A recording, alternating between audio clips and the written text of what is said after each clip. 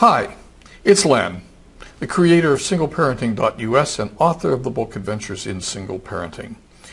This is part 2 of my 3-part series on talking to your kids about sex. Today I want to talk about teen pregnancies. And the subtitle of this is Pregnancies Are Highest in the States with Abstinence-Only Policies. But first, from the heart.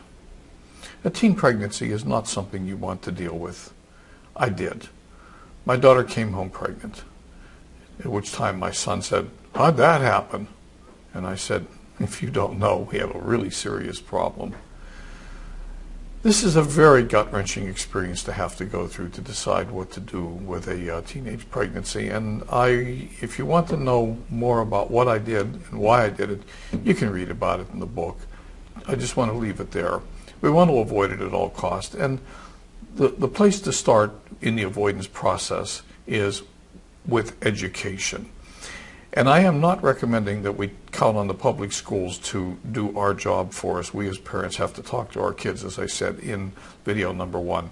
But the public schools, when they can be a good adjunct to our own education programs with our children.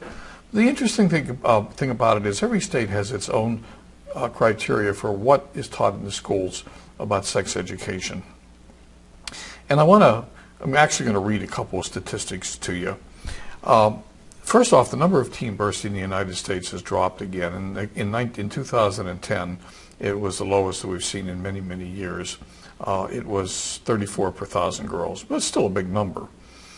Now, interestingly enough, Mississippi continues to have the highest teen birth rate with 55 births per 1,000 girls, and New Hampshire has the lowest rate at 16 per 1,000 girls.